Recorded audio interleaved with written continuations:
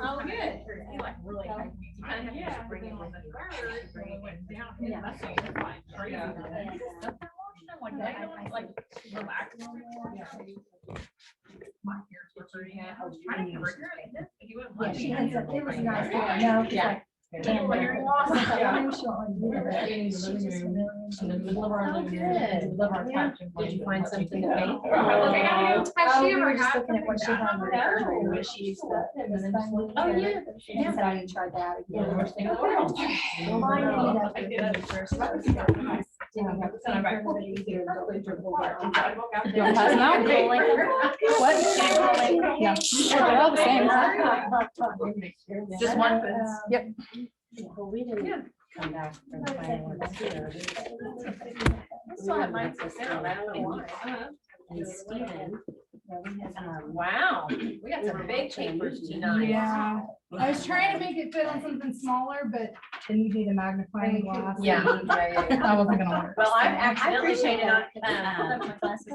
I've accidentally printed out this paper a few times.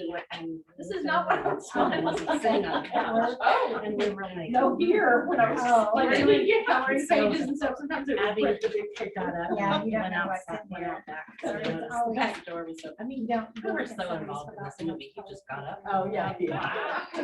Well, In in my case, I was just scanning something. Yeah, and then anyway, so she walked out over the 8.5 by 11, so it thought I With all the wanted it mosquitoes. really bad. But it was- Oh, which was no. fine, but he was sitting in the grass, and it's 9:30 at It's night, okay. so it bugs. Yeah, You know, I he's was getting talking bit. about Cindy. So we got him, he was just sitting in the grass, looking at the fireworks Oh.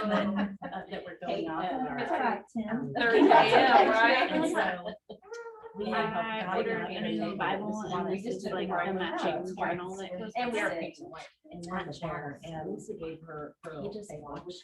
I mean, it came from the husband, so like. So we're just sitting there. Anyway, so it's with this dark, like painting it, and we sanded. This is what happened. Yes.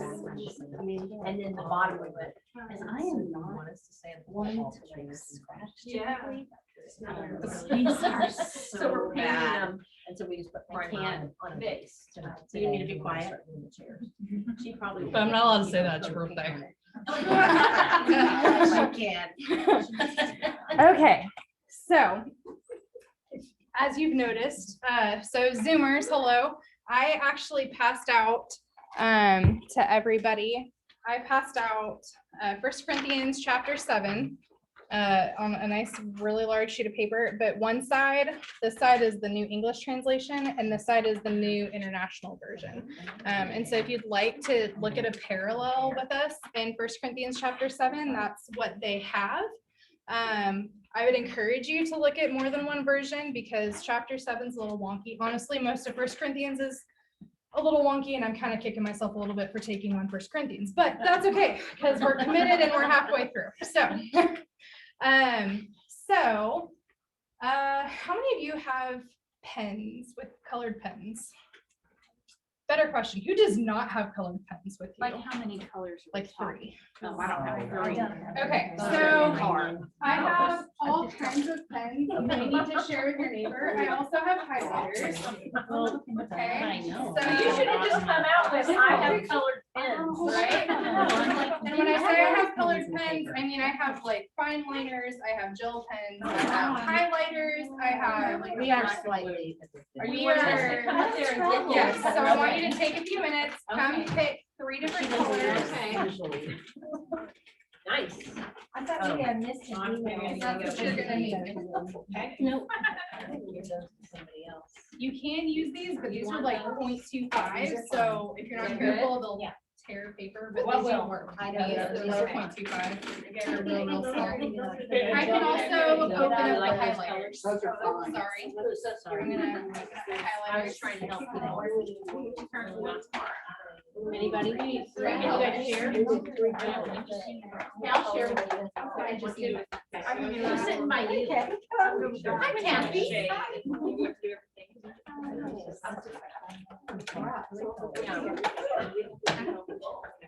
Yeah. I also have highlighters if you prefer highlighters. So 3 colors. Doesn't matter what color they are because it didn't print in color the way it was supposed to, and that's okay. Hey, We'll look, work I with have it. 3 colors. Here's 3 colors. Yep. Oh, maybe you can share. You guys be nice. we can share. I've got 3 colors. Let's do blue, purple. Sorry. No, actually, we can have kindergarten. That's.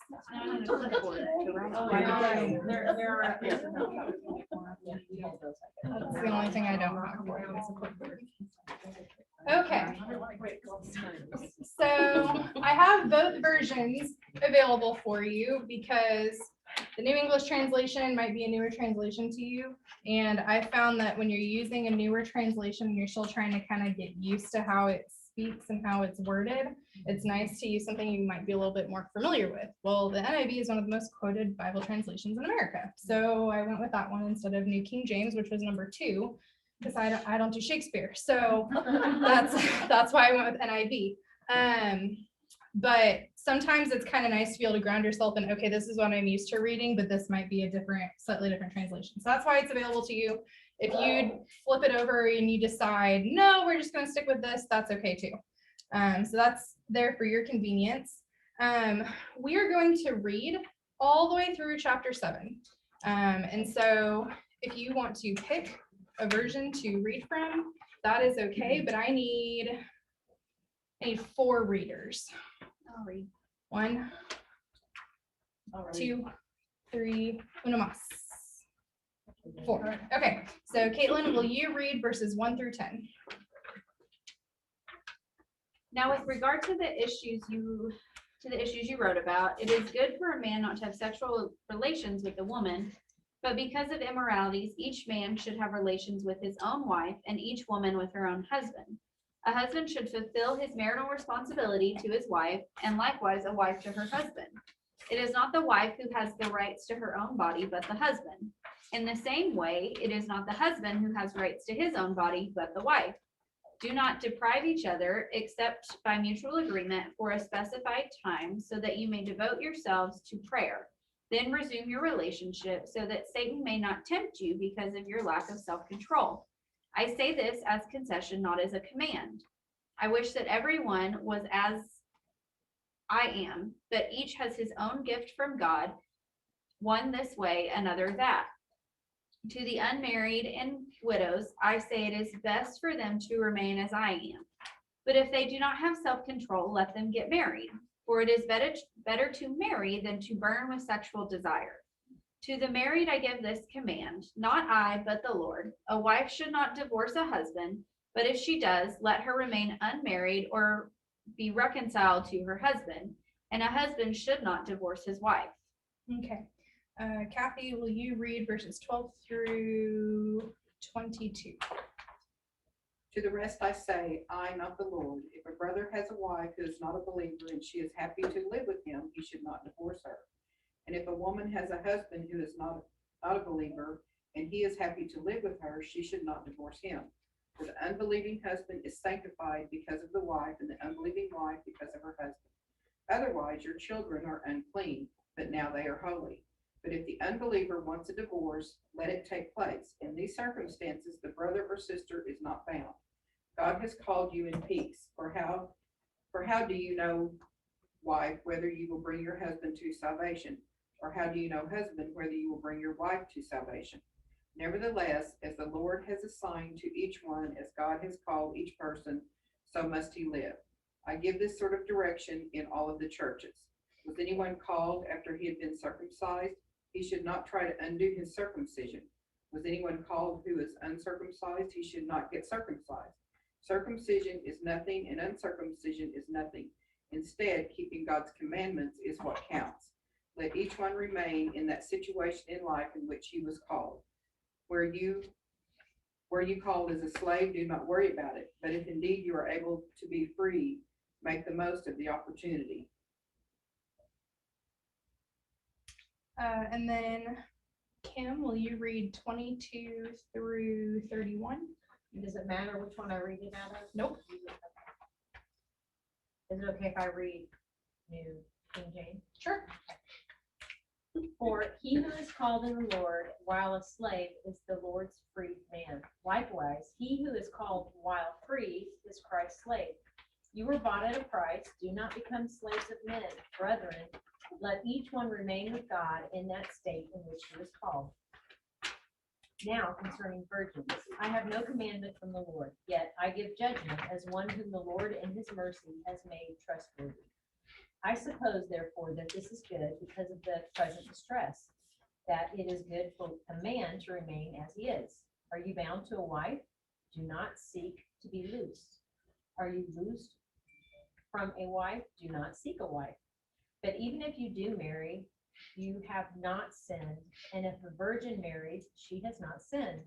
Nevertheless, such will have trouble in the flesh, but I would spare you.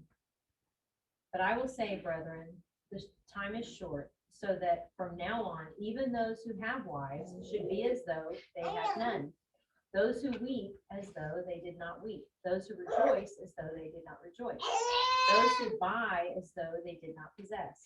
And those who use this world as not misusing it. For the form of this world is passing away. My mom, will you finish this up?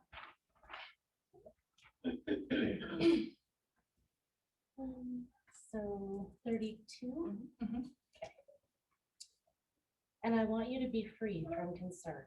An unmarried man is concerned about the things of the Lord, how to please the Lord. But a married man is concerned about the things of the world, how to please his wife, and he is divided. An unmarried woman or a virgin is concerned about the things of the Lord, to be holy both in body and spirit. But a married woman is concerned about the things of the world, how to please her husband.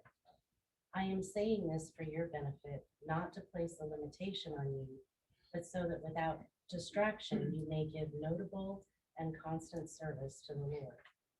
If anyone thinks he is acting inappropriately toward his virgin, if she is past the bloom of youth, and it seems necessary, he should do what he wishes. He does not sin. Let them marry. But the man who is firm in his commitment and is under no necessity, but has control over his will and has decided in his own mind to keep his own virgin does well.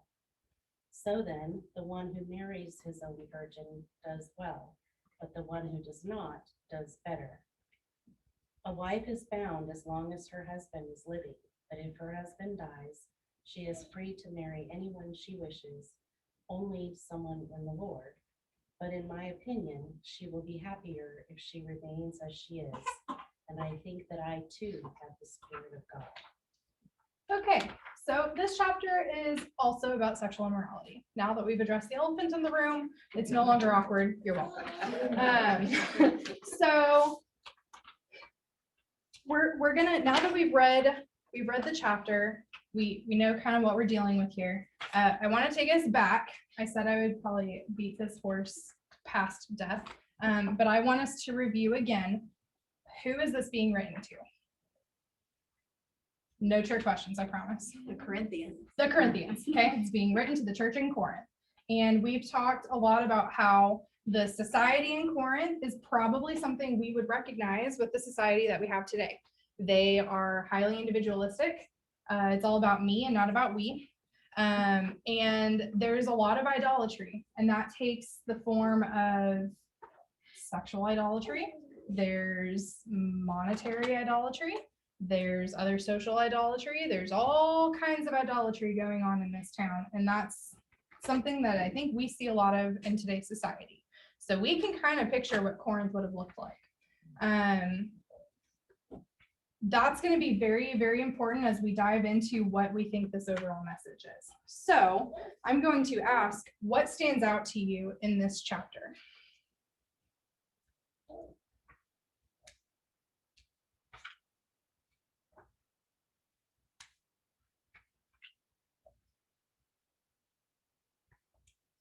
My dad is very good at teaching me patience, so I have no problem being patient.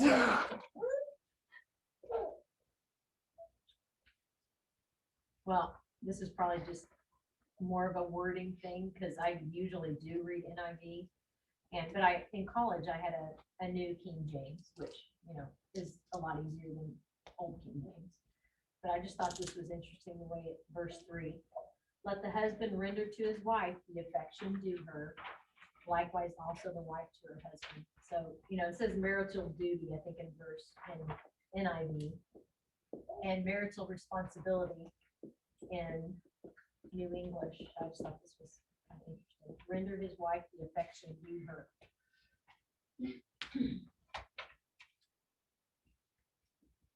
That might not be what you're looking for, but that just. That's okay.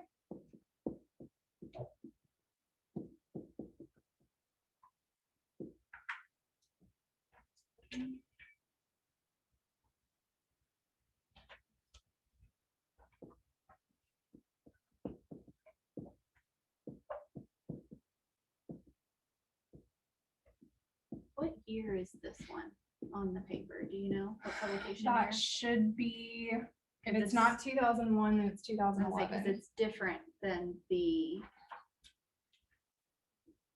Talking about the version. NIV. no, the NIV or NET, NET. the NET, Um, because it's different than the one on the Bible app. I can tell you.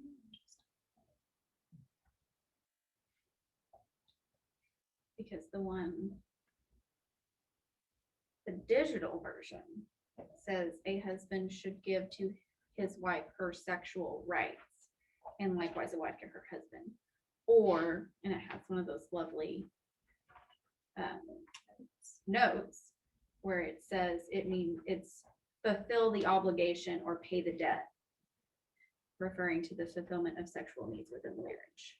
My guess is that the one that's on your paper is the recent one, and the one in the Bible app is 2001. Because I pulled the one on the paper from netbible.org, which was redone within the past 10 to 15 years. And not redone, but like updated. as they do. Let's see So if this one- that's, I was just curious because That's they my are guess. different. That particular verse is different. I know the first version came out in 2001. The second version came out somewhere between 2011 and 2018, I believe. I don't remember what the year was. What else stands out to you? Anything at all? My husband and my husband and wife don't have rights to their own body.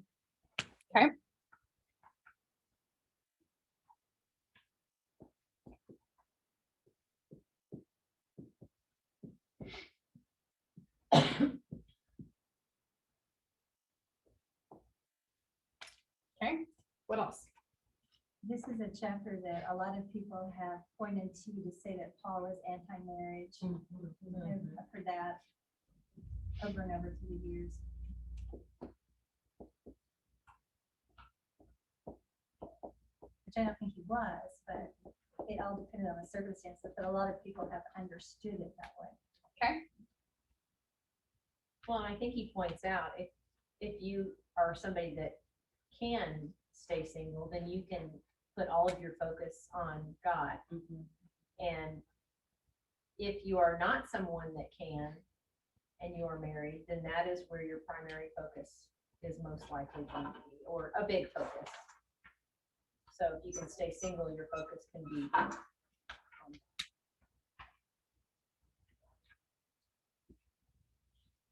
okay.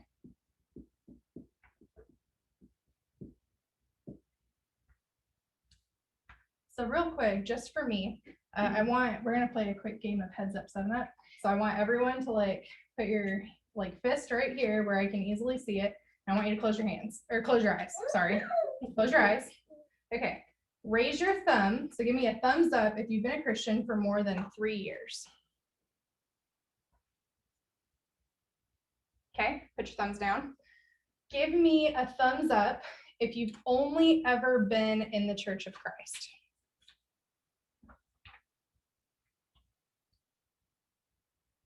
Okay, put your thumbs down, you can open your eyes. So for the most part, we do not relate to the Corinthians in the religious aspect. And here's why. Not a single person in here has been a Christian for less than 3 years. Very proud of you, but we've all been a Christian for more than 3 years. And so there are certain things that you learn, especially as an adult who is a new Christian, that are different than when you've just been a Christian, like you started more in like teenage years, preteen. I was baptized when I was 12. I mean, which I'm proud of and I'm grateful for, but there are things I did not know or understand about life that I do now, where if I were to convert now, things would be a little different, I think, in my spiritual journey. And so there are certain things that we just can't relate to with Corinth. The other thing that most of us can't relate to is we're not converting from something else. I was practically born in the church building. And not just as like going in the Church of Christ, I've been in a minister's family my entire life. And while my dad's no longer considered a minister, he is an elder, which is still a very active role in the church. There's only been 1 year of my life that I can actually remember where he was none of those things. But that's it. And so when you're born into that lifestyle, it's also different. There's something about not being born into that lifestyle and hitting rock bottom and realizing how much you need Jesus that changes what that conversion story looks like for people. So there's a lot of things. While we might be able to recognize the society Corinth was in, I don't think we fully understand some of the problems that the Corinthian church would have had, because spiritually speaking, we are not the same, which isn't a bad thing. I just think it's a little difficult for us to identify with. Before I keep going down that rabbit trail, is there anything else that either stands out to you, or is there a question that you have? And I can't guarantee I'll have an answer or a good answer, or even an answer that actually addresses your question, but I'm sure I could say something in response to your question.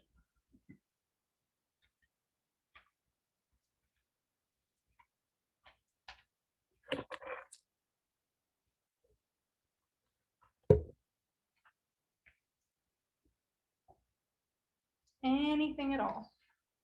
I'm trying to remember the question I had for you the other day when I was reading through this. You had lots of questions for me the other day. It was a little overwhelming. There was one in particular that Are you talking about the one for unmarried people? maybe? And whether or not those were the same word? Yes. So whether or not the word unmarried in verse 10 is the same as unmarried in verse 25, I think was your question. Right? Verse 8. Oh, yes, 8 and 10, I think. So.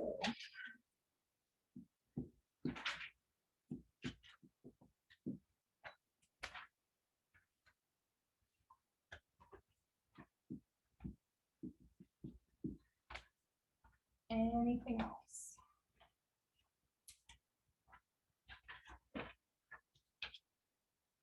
Okay, so just for the sake of time, that's what we're going to start with. If something pops up, please stop me. You should all know by now that that's always allowed in here.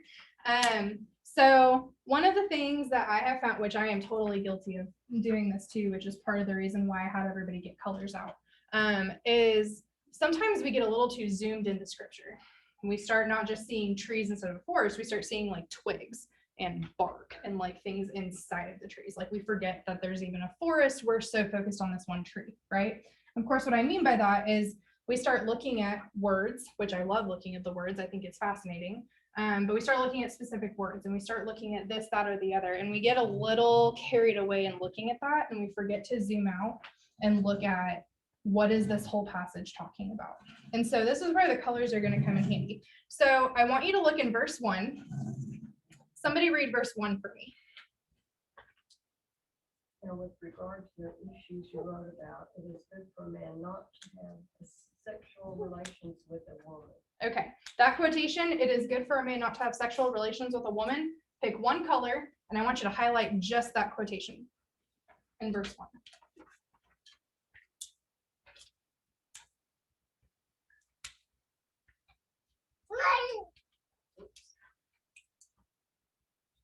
All right, who do you think said that quotation? It would have been- The Corinthians. Yeah. The Corinthians. The Corinthians. That's what the Corinthians are saying. Corinthians are saying it's not good for men to have sex with women, which when we say that out loud today, sounds absolutely ridiculous until you understand that that was their excuse for doing a whole bunch of other unspeakable things that I don't even want to say out loud if I'm being very honest. Okay, we're just gonna leave it at that. So there's a whole bunch of other stuff kind of going on, and that's kind of their justification for that. I want you to skip down to verse 10 and 11. And I want you to highlight both verses 10 and 11 with a second color.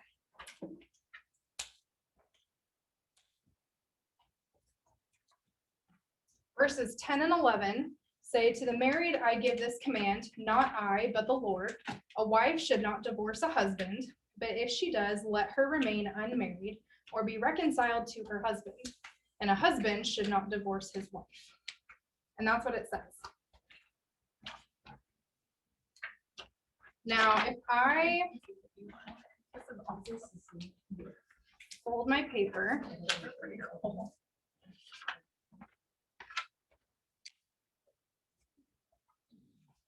and show you what just one version. So ignore. I realize I have a third color up here that I haven't given you yet, but you should only have highlighted these two sentences.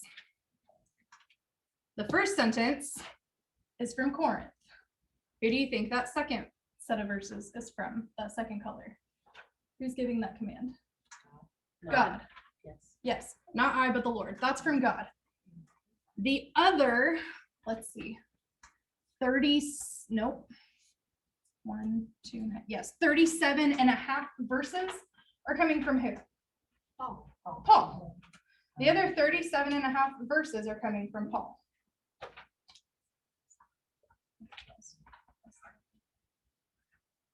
And he's pretty clear. I think he says it 3 times. He says, no, to the married and widow, unmarried and widows I say, so that's once in verse 8. In verse 12, he says, to the rest I say, I not the Lord, so that's 2. And then in verse 17, he says, I give this sort of direction in all the churches. And in verse 25, I have no command from the Lord. So at least 4 times, Paul is specifying that he is saying this is his advice, his opinion. And while it's still good advice, as what is it, 1 Timothy says, all scripture is God breathed and useful for teaching, rebuking, correcting, so that the man of God may be thoroughly equipped for every good work. So we know it's scripture, we know it's still good, right? But this is Paul literally saying, this is not a command from the Lord, this is my advice to you. 37 and a half verses out of this chapter, that's what it is. And so if we get too zoomed in, we forget that Paul is writing to a very specific group of people about a pretty specific problem. And it's really easy to miss that if you're too zoomed in. So when we zoom out, now that we see, okay, Paul's giving a specific set of instructions to a specific group of people, what are your thoughts on that? Does that change anything for you? It doesn't have to, but I'm curious. I want you to feel like you can verbally process through some of this, because last time we got real deep and we probably needed 2 weeks to process through all of that. So Speaking to them because they have a problem with sexual immorality. okay. So that's why he's being so specific in this set of verses. Okay. I think it makes you stop and think about the fact that we alluded to it a little bit last week, that we kind of look at these things and just kind of make them all a command from God, when, you know, there are a lot of things that we would consider a command that may not necessarily be, they may have not actually been listed as a command by God, but we kind of make them that way. And so I think when you zoom out and you realize that he is specifying certain things. This is not a command. This is my suggestion for you. I guess it allows you to realize that it's not everything is so rigid. Okay. Does that? So when we, see if I can recap this. So last time we met, we kind of talked a little bit about, is this an actual command or is this advice from Paul? And we kind of got into some muddy, maybe even slightly uncomfortable waters of saying that scripture is not a command, which, like I just said, all scripture is God breathed and useful, but there is a difference between this is a legitimate command and this is spiritual advice and this is narrative, and there's a whole bunch of different genres. And if you ask Calvin, he could probably list them all like that for you. I can't, but there's a whole bunch of different types of writing and styles in scripture, and they're all for different purposes. And so when we start thinking as Christians that, oh no, I have to do this, this, this, and this, and I can't do this, this, this, and this, I think that's part of what makes it harder to convert other people, because nobody wants to follow rules. Well, I think it's not all black and white. A It's lot not. of times people look at this and they go, nope, that says exactly what that is. And there is no context, there's no nothing, it is black and white. But here we know that Paul's talking to brand new Christians who were not living the way they should, but yet still claiming to be Christians and justifying their actions. So he's not talking to everybody. He's very specific in who he's addressing these letters to. While it's applicable for different situations and different stages of your Christian walk in life, I think you also have to very much take in the context that it was written and to who it was written, not just it says it in the Bible, it is law. It's funny how even though if something is black and white, it's pretty easy to use it to your advantage. I remember pretty specifically a time when my parents decided to write down all of the rules that we had in our house in a notebook. That way they could be referenced later. They stopped doing that when they didn't remember the rule right. And they were like, never mind, we just won't write them down anymore. And so it's interesting how something that is black and white can actually appear to be more flexible than something that's gray. Because something that's gray forces you to look at your motive, not just your actions. And that's what Paul is doing here. You know, the other thing though too is that for new Christians, they don't have some of that historical background that we have studied. And so when they look at this, they see this as, this is a concession, not a command. This is a command from the Lord. You know, they see those two distinctions maybe in a way that we don't always think about. And I'm glad you brought that up, because that also, if you look in verse 1 where it says, now with regard to the issues you wrote about, we don't know what they wrote him. So his answers in here might be to some other very specific problems where they might say, hey, so-and-so is doing this with so-and-so and we don't know what to do about it.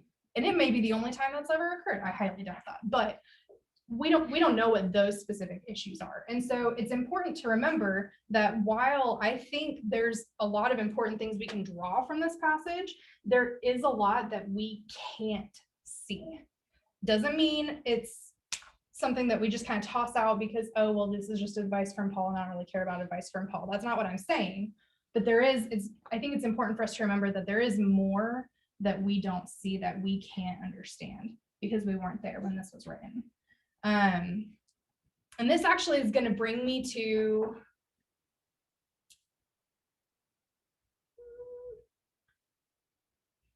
no, I don't want to go there yet. To answer the unmarried question, yes, they are the exact same. And 8 Yes. and 10 in Greek. They are both.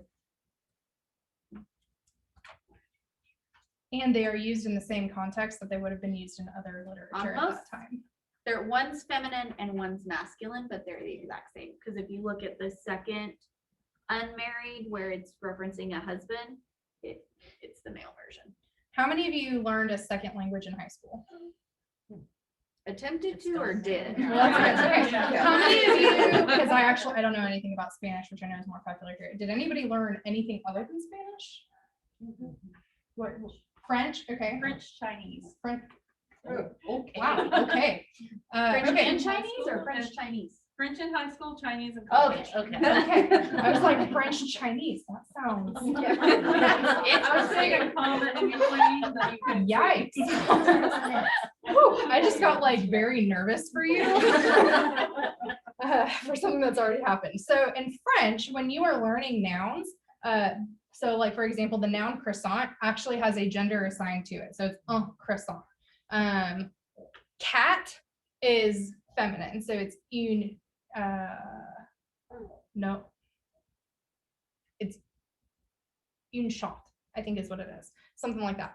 Sounds really bad in English, but in French it means something. So there's a feminine noun, there's a masculine noun. It does not mean that all cats are female, and it does not mean that all croissants are male. Okay, that is Black and white. just black and white. Yes, that's just how the language is structured. And so when we talk about this is a female noun, this is a masculine noun, it does not mean it is only applied to males and females. It's just the way the language is structured. So keep that in mind if you start digging into the language.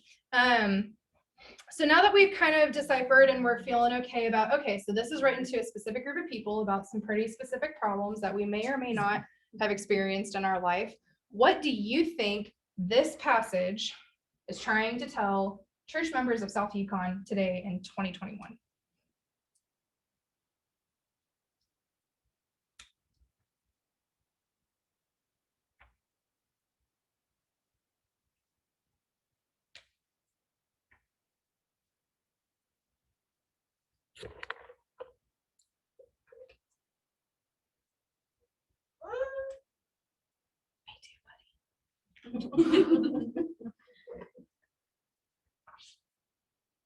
The whole passage, the whole chapter, or just that passage?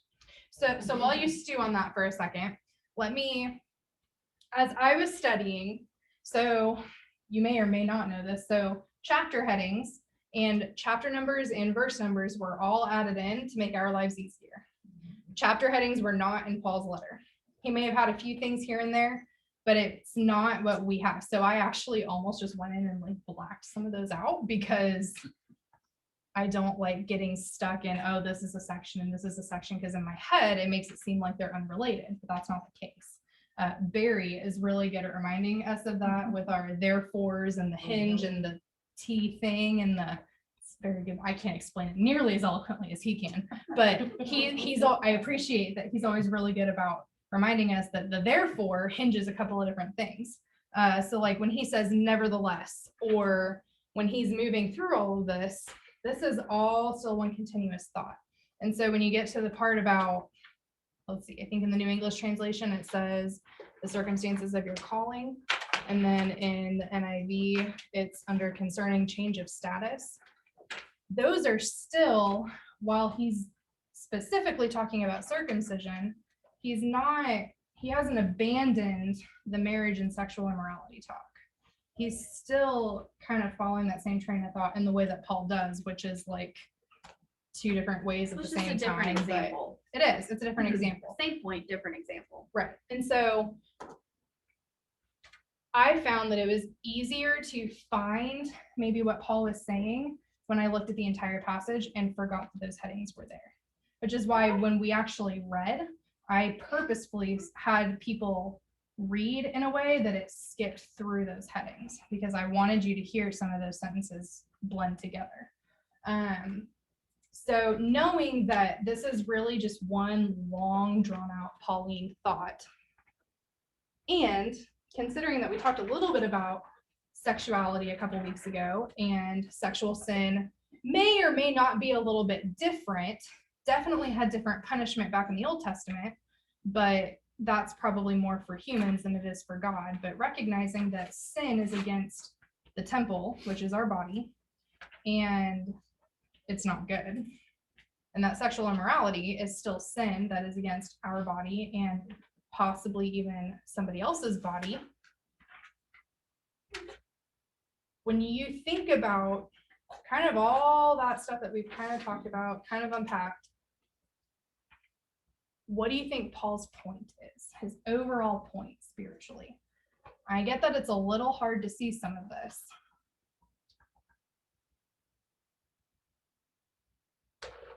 I mean, part of it, he kind of says towards the end where, when he gets into talking about the unmarried and how their focus is on God, I think that's what the ultimate focus here is. Like, stop concerning yourselves with these small things. Focus on God. Do what you know do what he says is right. And the rest will kind of fall into place. And then he kind of brings it, like in the beginning, he talks about how each of us have our own gift. Some have it in this way and others have it in that way. And I think it's finding your place in doing what's right by the Lord. So, oh, go ahead. I was just gonna say, I think for me, when I look at it, it seems to me like he's trying to specify in a lot of ways just the marriage relationship in general, like how we should be, toward our spouses, that we need to be careful of how we can get distracted. Since I've read the history around this time, I am aware that this question very possibly came because Rome at the time that was their view. Their view was you only had sex with your wife to have children. And if you were going to have sex, then other than that, then you actually went outside your marriage and did that for pleasure. And so when I know that history, which not everybody does, it kind of helps you understand a little more where that's coming from. And so then when I look at the whole rest of his chapter, he's really talking about the respect for each other, and that this is more than just about procreation, and but also about God is still supposed to be number one. So I guess that's kind of what I see. So everyone take out your third color. I want someone to read verse 35 for me.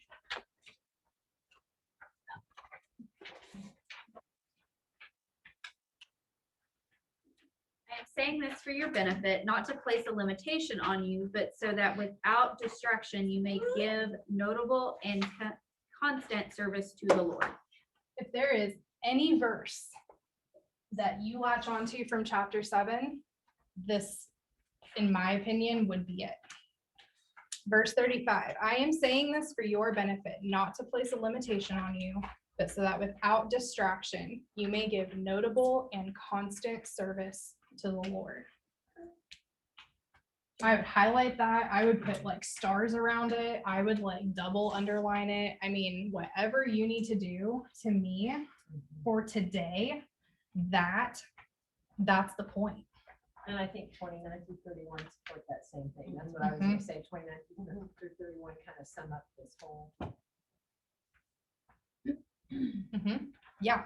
And to my mom's point, yes, the Roman society was pretty different when it came to their ideas of sex. Our society has a pretty loose and interesting interpretation of sex. And that, I think we all know that sex is one of those things that's it can be pretty amazing, or it can be pretty destructive. If it's done right inside of marriage, it is a gift from God that not only gives you children, but does grow your relationship with your spouse. But outside of marriage is incredibly destructive. It doesn't matter. It can be harmful, it can be hurtful, it can be emotionally hurtful. I mean, it can be really, really destructive. And that's hard. That is not something that the world sees. They don't see that. They see it as a right. They see it as it's just a thing. And you can kind of do with it whatever you want. And that's not what God intended. That's not how God intended it. It's actually very interesting. If you remember back in chapter 6, one of the phrases that they said was, everything is lawful for me, or I am free to do whatever I want. And now in chapter 7, you have basically the opposite of, well, we can't do anything. And it's kind of this dichotomy of, you have these people who have this newfound freedom in Christ, who think that, oh, well, I'm free and grace abounds, so I'm going to do whatever I want. And then you have all these people who are like, no, Christ suffered, and now that we're Christians, we can't do anything, and we can't have pleasure, we can't do anything nice, we're going to be monks, or asceticism, if you want to go and look it up. And so they go to the complete opposite. And so Paul has addressed both of these ideas back to back, ironically, both about sexual immorality.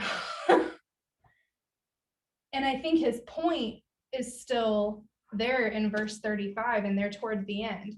This is for your benefit, not to place a limitation on you. I think you could very easily go step by step and say, this is the problem I'm having. This is the advice Paul gives. So, for example, if you have a couple and they've just decided that they're mad at each other, they're going to separate themselves from each other and just stay mad. Well, he says, so that Satan may not tempt you because of your lack of self-control.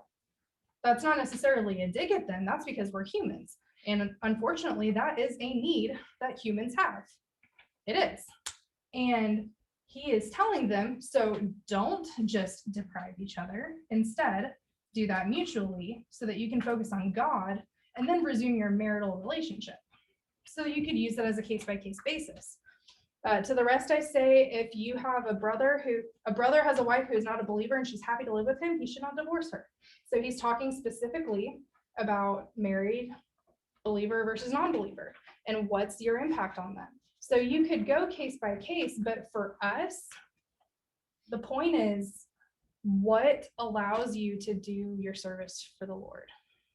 For Paul, whether he was married or not, whether his wife left him, whether he at some point had a kid. I mean, there's all kinds of speculations on what Paul's personal life looked like, and we just have no idea. But he says, I wish everyone was the way I am, because his life, being in jail and shipwrecked and stoned and trying, like, people wanted to kill him. I couldn't imagine being, if I were a husband, as the protector of my family, I couldn't imagine bringing a wife and kid along with me through all of that.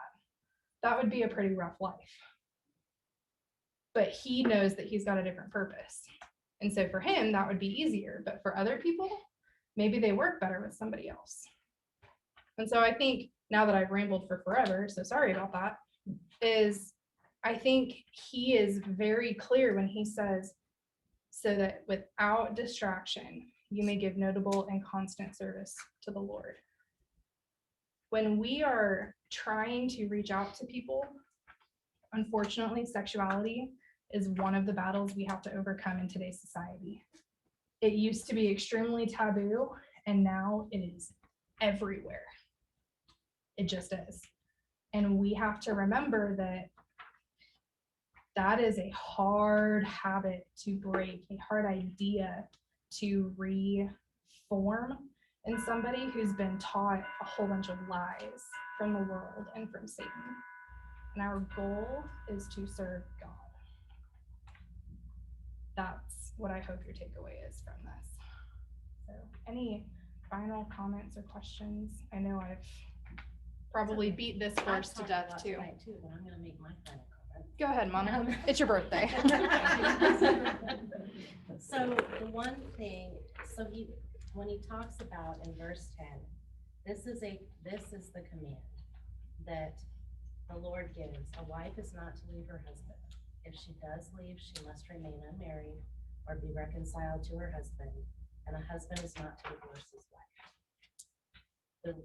The next part is, but I, not the Lord, say to the rest.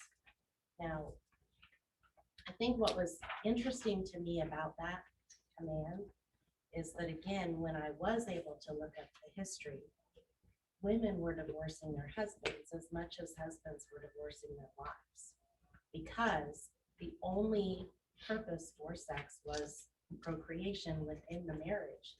And so if women wanted something different than that, they had to be out of the marriage in the Roman during this particular time.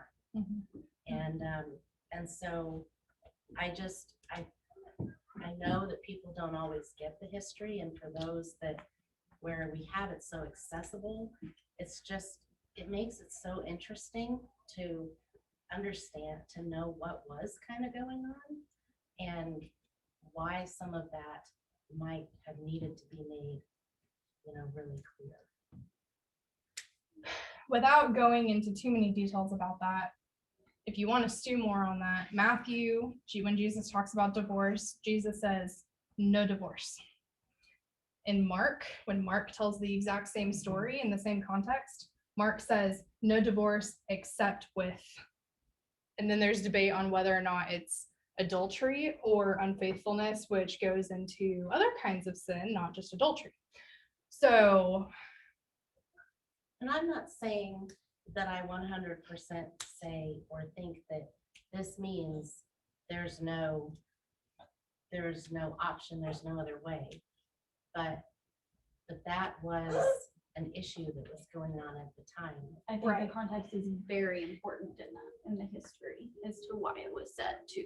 I do too, and I think the reason for divorce would come into play because he talks about, how do you know whether or not you bring your spouse to salvation? Right. So I think that would be a whole other, not just class, but series if we were to go into that, which I'm going to be smart and not do that one. But I think what Paul has done in chapter 7 is at least given you this is why you need to think about all these things, because what if you persevering with an unbelieving spouse can bring them to salvation one day? What if you doing this can help somebody else? And it goes back to your service for the Lord. And I think that's where, even though this is a pretty messy chapter, mostly about sex and marriage and sexual immorality, that I think gets to the heart of why those decisions would have been made and why he gave the advice that he did. So if you have questions, feel free to come and pick my brain, and I might pick yours. I may not give you a very good answer. If you did borrow pens or highlighters, please put them back. It's one of my weird things. They're not cheap. No.